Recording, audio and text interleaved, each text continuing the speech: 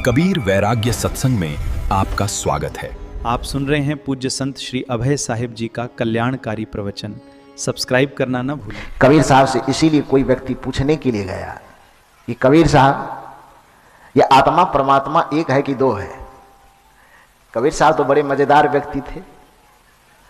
शायद उनको लगा कि कहेंगे कि एक है, क्योंकि पार्टी तो दो तरह का, एक पार्टी ऐसा है जो कहता है दो है, एक पार्टी ऐसा है जो कहता है एक है। तो दोनों आदमी गए, जो एक मानता है वह भी गया और जो दो मानता है वह भी गया। तो दोनों आदमी सोचा कि कबीर साहब से पूछेंगे तो एक कहेगा तो हम लोग मोच टेढ़ेंगे, और दूसरा सोचा कि दो कहेगा तो हम लोग मोच टेढ़ेंगे। कबीर साहब दोनों प्रश्न करने वाले की मानसिकता को भांप गया।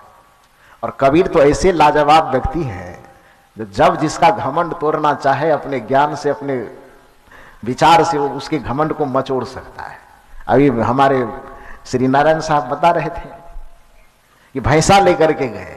हालांकि कबीर साहब को ये कोई प्रयोजन नहीं था कि हम किसी के चमत्कार दिखावे या फलना करें, लेकिन जब संतों के सामने कोई ऐसी परिस्थिति आती है, जब कोई व्यक्ति विद्वता के अभिमान में, घमंड में फूलने लगता है, तो उसके अभिमान को तोड़ने के लिए संतों को कभी कभी वह काम करना पड़ता है जो नहीं करना चाहिए। पंडित को घमंड था, ये केवल कबीर साहब ही नहीं किए, दुनिया के जितने भी आध्यात्मिक महापुरुष हुए, खास करके ज्ञान और बुद्धि के घमंड में नाचने वाले लोगों को, उसके अहंकार को मरोड़ने के लिए आध्यात्मिक व्यक्ति हर वक्त प्रयास करते रहे। कबीर साहब ने भैंसा को पीठ ठोक करके वेद मंत्र बोलवाया। पीछे क्या प्रयोजन था? इतना ही कि जो पंडित अपने वेद मंत्र बोलने का घमंड पाल रहा था, तो कबीर साहब कहे कि वेद मंत्र बोलना कौन सी बड़ी बात है, ये आदमी के मुंह की बात कौन के लो, मैं भैंसा से ही बोलवा दी।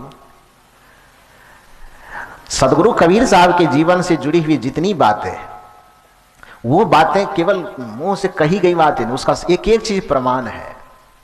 अभी जब हम लोग घूमने के दरमियान देखने के लिए जाते हैं तो उन चीजों को देख करके महा आश्चर्य लगता है।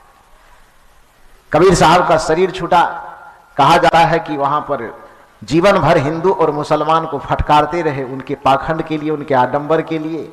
लेकिन जब कबीर साहब का शरीर छूटा तो दोनों ललायित हो गए। मुसलमान भी कहने लगे कबीर साहब हमारे हैं, हिंदू भी कहने लगे नहीं कबीर साहब हमारे हैं, पकड़ने लगे।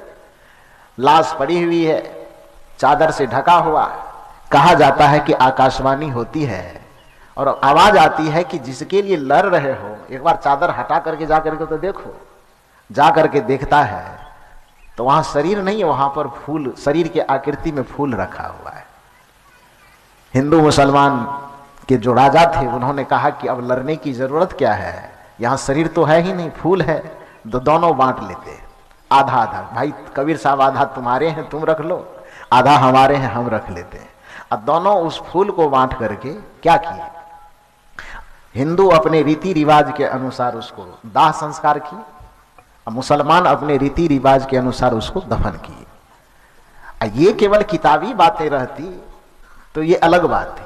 अभी भी आप जाइए गोरखपुर, जहां मगहर है, मगहर में जाइए, पूरे धरती के इतिहास में आज तक ये बताइए, धर्म तो बहुत हैं, संप्रदाय बहुत हैं, लेकिन हिंदू और मुसलमान का संप्रदाय ऐसा है जो एक दूसरे के बड़े कट्टर माने जाते हैं ना। इतने कट्टर कि इसका पूजा विधान वो नहीं करना चाहता, उसका पूजा विधान वो नहीं करना चाहता है।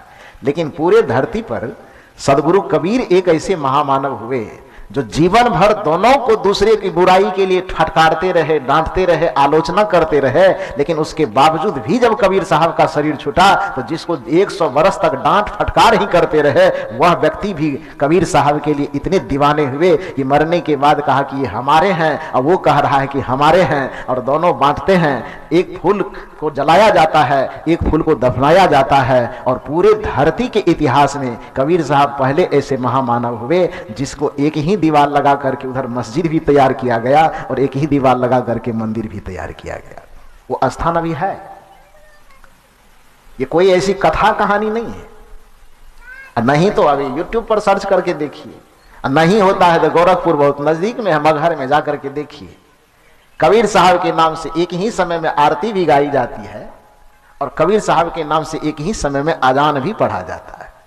विश्व का अद्भुत दर्शन है, संपूर्ण मानवता के लिए जीवन भर जिस व्यक्ति ने समय दिया, जीवन भर उसका सम्मान किया गया हो कि ना किया गया हो, लेकिन उसके शरीर छूटने के बाद जो धरती के दो विपरीत संप्रदाय वालों ने कबीर साहब को अपना मान करके जो अद्भुत सम्मान दिया है, वो सम्मान पूरे धरती पर आज तक किसी भी महापुरुष को नसीब नहीं हुआ है जो सम्मान कबीर साहब को मिला। तो मैंने कहा कि वो सारे के सारे संत दूसरे के ज्ञान अभिमान को तोड़ने के लिए काम करते हैं। शादर जय सद्गुरुदेव। आप सुन रहे थे परम पूज्य गुरुदेव संत श्री अभय साहिब जी के मंगलमयी विचार। ऐसे ही लाभप्रद विचारों को सुनने के लिए चैनल को सब्सक्राइब करें।